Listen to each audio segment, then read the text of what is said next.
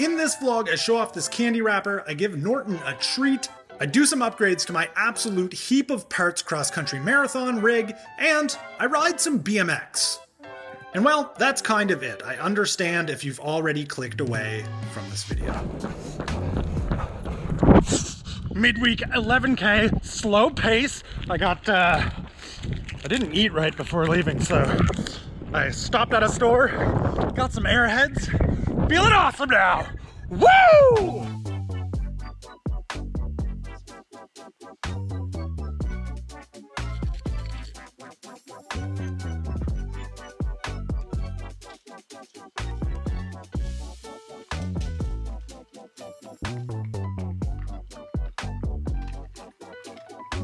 Moment in this vlog for two things. Number one, reintroduce the giant 14-inch wraps into the food rotation.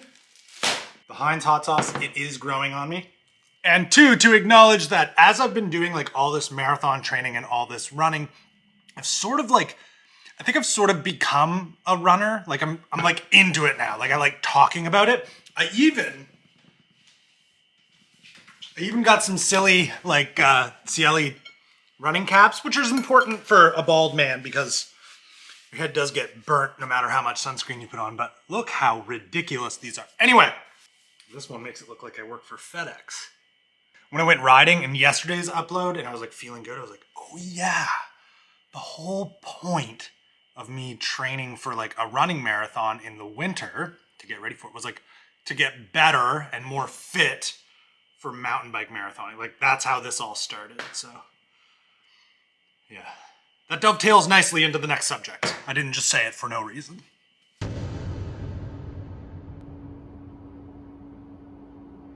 All right, 2 weeks ago, I built an absolute piece of shit trail bike for the channel. This thing, episode 2, should be out tomorrow. But this is kind of the original in the modern era of Spin Dat. This was kind of like one of the first projects I've thrown together with just random spare parts that I've had, at least in the last little while anyway, as I've gotten away from building bikes that don't have any utility for me at the end. I call it the heap, and it is my current mountain bike marathon rig build. It's a heap of parts. It's not great. I recognize based on the comments that some of you are a little sensitive when it comes to the word junky, but all of my bikes in one way or another have some sort of junkiness to them. So I'm just gonna kind of continue to refer to them as that. But today in this vlog, I get to improve the heap marginally. So right now, the heap is hanging here built with a set of SRAM NX cranks, and they're the NX ones that use, I think it's power spline. It's like the power spline bottom bracket system, and it is not good. The reason that it's not good, in my experience, is well, it has this mild tendency to allow the cranks to move around a little bit, loosen the bolt off, and then eventually like your crank arm can fall off. And that is no bueno.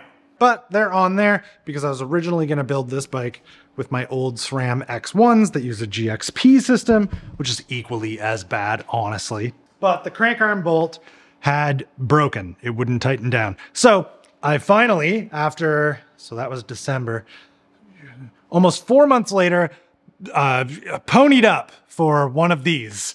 I also got a new bottom bracket to go with it, so I'd be lying if I said I thought this was an actual like upgrade performance-wise, but the X1 and the GXP setup should be substantially lighter than what the NX with the power spline is, so that's a good thing. It's good to save weight, especially when you're racing cross country. So let's start.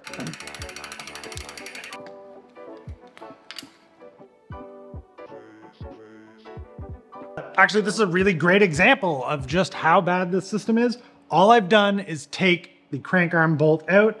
This is loose already. I could probably, yeah.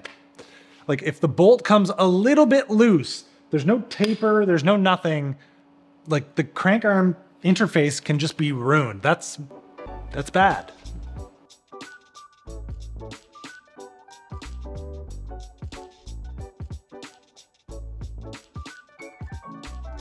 So the outgoing power spline NX crankset is 1,015 grams. And the incoming X1 with GXP bottom bracket is 817 grams. Wow, with weight savings like that, you might think there's some room to throw a dropper post in. So, because the cranks are out and I can route the cable, I'm gonna put a dropper post in.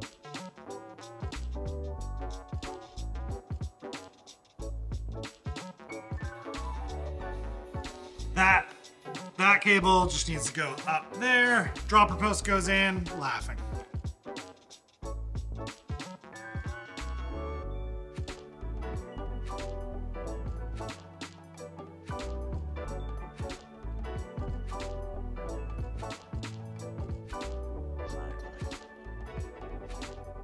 I got really, really lucky because I hold on to, well, everything. And this was the original dropper cable housing that was in this. So it's all cut to length. It already has a bunch of indents in it from being, you know, not a frame that's supposed to be internally routed, but it worked out great. Sweet. All right, now the new bottom bracket and cranks. Well, the old cranks can go in. If you're someone who is squeamish about watching dirty parts go on bikes, I would stop watching now. I'm not gonna waste my time cleaning or washing something that I'm never gonna wash anyway, so.